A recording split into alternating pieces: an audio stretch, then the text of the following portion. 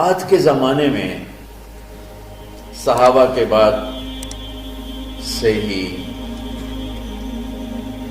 ایک انتہا پسندی امت میں آئی، ساری رات جاگنا۔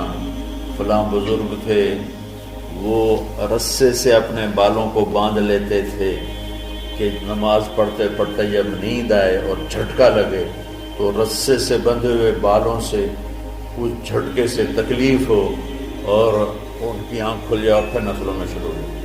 ایک فلاں بزرگ تھے، وہ اپنے آنکھوں میں نمک کا سرما لگاتے تھے تاکہ آنکھیں جل جائیں، اس میں وہ جلن پیدا ہو جائے اور نیند اڑ جائے۔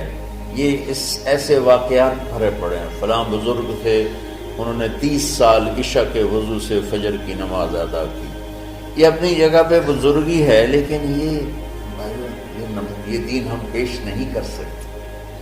فلاں بزرگ تھے، وہ 30 سال سے ستو کھا رہے تھے کہ روٹی کھانے اور ستو کھانے میں 70 دفعہ سبحان اللہ کا فرق پڑ جاتا ہے۔ تو روٹی کھائیں تو 70 دفعہ سبحان اللہ کم کہہ سکتے ہیں، اور ستو کھائیں تو 70 دفعہ سبحان اللہ زیادہ کہہ سکتے ہیں۔ تو لہٰذا انہوں نے کہا مجھے تو 30 سال ہو گئے، میں تو ستو کھا رہا ہوں، میں تو روٹی نہیں کھا رہا۔ یہ دین نہیں ہے، یعنی یہ وہ دین نہیں جو ہم انسانیت کو پیش کر سکتے۔ یہ تو لوگوں کو دوڑانے والی بات ہے۔ اور ایک آدمی ایک بزرگ سے ملنے گیا تو وہ نوافل پڑھ رہے تھے، وہ زور سے عصر تک نفل پڑھتے رہے، وہ ان کے انتظار میں بیٹھا رہا۔ پھر عصر سے مغرب تک وہ مراقبہ کرتے رہے، وہ انتظار میں بیٹھا رہا۔ پھر مغرب سے عشاء تک وہ نفل پڑھتے رہے، وہ بیچارہ انتظار کرتا رہا۔ پھر عشاء کے بعد پھر نفل شروع کیے تو تہجد تک نفل پڑھتے گئے اور وہ بیچارہ پیچھے بیٹھا ہوا۔ تو تہجد کے آخر میں ان کی ایک مصلی پہ بیٹھے بیٹھے ایسے اونگ آ گئی، تو یوں جھٹکا لگا تو کہا یا اللہ میں اس آنکھ سے پناہ مانگتا ہوں جو سونے سے اس کا دل ہی نہیں بھرتا۔ اور پھر اس کے بعد فجر کی نماز پڑھ کے اشراق تک بیٹھے رہے، پھر اشراق پڑھے، اخیر وہ بیچارہ اٹھی کے واپس آ گیا۔ لگتا ہے نام تو ویلی کوئی نہیں۔ تو وہ اس نے کسی سے پوچھا کہ یہ بزرگ کب سے یہ کر رہے ہیں؟ کہ پچھلے 30 سال سے کر رہے ہیں۔ یہ راہبانیت کی شکل ہے، یہ وہ دین نہیں جو ہم لوگوں کو پیش کریں گے تو وہ کہیں گے واہ واہ واہ واہ کیا دین ہے بھائی، قبول کرو۔ یہ ایک قسم کا غلو آیا۔ میں ایک حدیث سناتا ہوں، بخاری شریف میں بھی ہے، مجھے اب ہر شے بھول گئی، لیکن وہ ہے نہی الغلو، اس طرح کر کے آپ لوگ زیادہ جانتے ہوں جو پڑھ رہے ہیں کہ غلو سے نہیں۔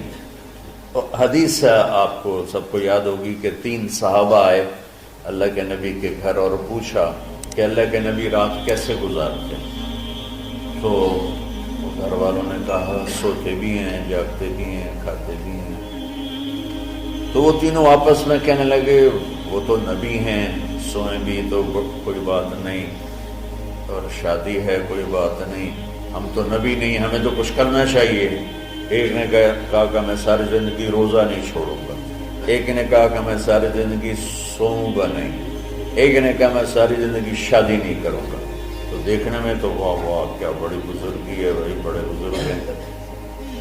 ہمارے نبی کو پتہ چلا، آپ نے تینوں کو بولا لیا کہ تم مجھ سے زیادہ اللہ سے ڈرنے والے ہو، میں تم سے انا اتقاکم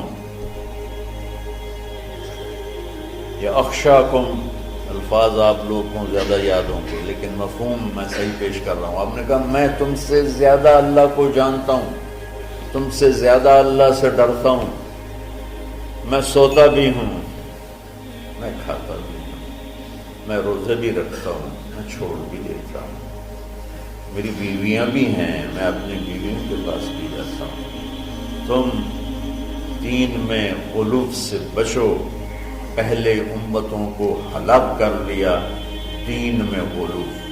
دنیا میں غلو یعنی انتہا پسندی، ایکسٹریمسٹ ہونا، دنیا ہو یا دین ہو، دونوں میں اعتدال بچو، اللہ تعالیٰ کو پسند ہے۔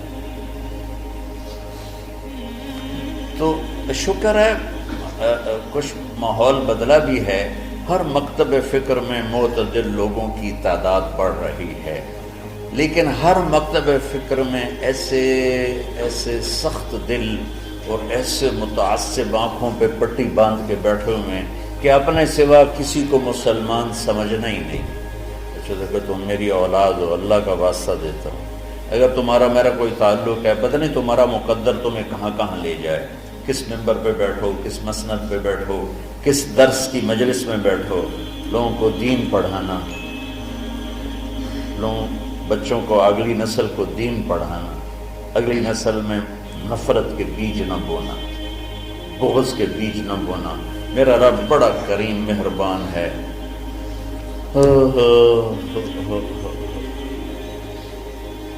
جواد وسیم صاحب آتے رہتے ہیں نا، ان بھی ماشاءاللہ یہ بہت بڑے اداکار تھے اسٹیج کے، تو اسٹیج کی دنیا بڑی غافل دنیا ہے، ہر گناہ وہاں ہوتا ہے، ہر عیب وہاں ہوتا ہے۔ تو وہ ایک اپنے ساتھی کا بتا رہے تھے کہ جس کی ساری زندگی ہر عیب ہر گناہ میں انتہا پر تھی، اور اسٹیج پہ ڈرامہ کرتے ہوئے ہارٹ اٹیک ہوا، یعنی کوئی گھر میں نہیں، کوئی مسجد میں نہیں، اسٹیج پر غفلت کی انتہا میں ہارٹ اٹیک ہوا۔ کم اٹھا کے پیچھے لے گئے تو انہوں نے زور زور سے کلمہ پڑھنا شروع کیا، اور کلمہ پڑھتے پڑھتے انتقال ہوا۔ تو جس شخص کی ساری زندگی ایسے عیبوں میں گزری کہ میں منہ پہ لاتے ہوئے شرماتا ہوں، وہ مرتے ہوئے کلمہ پڑھ رہا ہے، تو میرے رب کو کیا چیز پسند ہے؟ یہ مولانا شاہ صاحب کے بھائی کا واقعہ تو ابھی کا واقعہ۔ تو اللہ کے واسطے نہ جنت کے ٹھیکیدار بنو، نہ دوزخ کے داروغہ بنو بے چل واڑی جا سارے۔ یہ اللہ کا کام ہے، کس کو جنت میں ڈالنا ہے، کس کو جہنم میں ڈالنا ہے۔ یغفر لمن یشاء ویعذب من یشاء، بس ایک اللہ نے کہا ہے کہ ان اللہ لا یغفر ان یشرک بہ، دیکھو میرے بندوں میں شرک معاف نہیں کروں گا، ویغفر ما دون ذلک لمن یشاء، باقی جس کو چاہوں معاف کر دوں۔ کیوں؟ دورے کے بچے بیٹھے ہوئے ہیں، اب جانے والے ہیں چند دنوں میں، تو خاص طور پر ان کے لیے میں یہ پیغام دینا چاہتا ہوں کہ اللہ کے واسطے اگر اللہ تم سے دین کا کوئی کام لے تو دین پیش کرنا، مسلک پیش نہ کرنا، دین پیش کرنا۔ امت مسالک میں بٹی ہوئی ہے، مختلف ہر ایک کی ترجیحات ہیں، میں اپنی ترجیحات جو میں صحیح سمجھتا ہوں وہ میں آپ پہ لاگو نہ کروں۔ ایک مثال دے رہا ہوں کہ اس کی مثال کیا ہے کہ میں کہتا ہوں بچوں نماز پڑھو، ٹھیک، یہ تو ہے دین۔ میں کہتا ہوں دیکھو بچوں ہاتھ یہاں باندھنے ہیں، یہاں نہیں باندھنے ہیں، یا میں کہتا ہوں دیکھو ہاتھ یہاں باندھنے ہیں، یہاں نہیں باندھنے ہیں، اور آمین اونچی کہنی ہے، آمین اونچی نہیں کہنی، رفع یدین نہیں کرنا، رفع یدین کرنا ہے۔ یہ مسلک کی تبلیغ ہے، دین کی نہیں۔ ہر طرف دونوں طرف صحیح احادیث موجود ہیں، میں نے اس کو لے لیا، مولوی سعید نے اس کو لے لیا، تو اس میں لڑائی کی کیا بات ہے؟ تو امت مختلف مکاتب فکر میں بٹی ہوئی ہے، اللہ تمہیں توفیق دے تو دین پیش کرنا،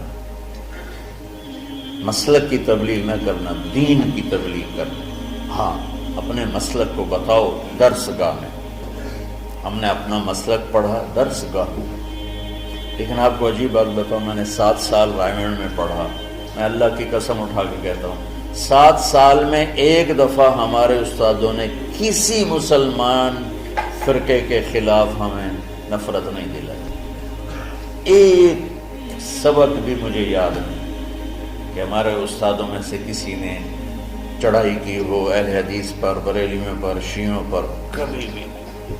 ہمیشہ میں امت امت امت امت، اللہ نے وہ ہمارے دل میں گاڑ دی وہ بات۔ آگے میں جو نسل تیار کرنا چاہتا ہوں ایسی تیار کرنا چاہتا ہوں، اعتدال والی ہو۔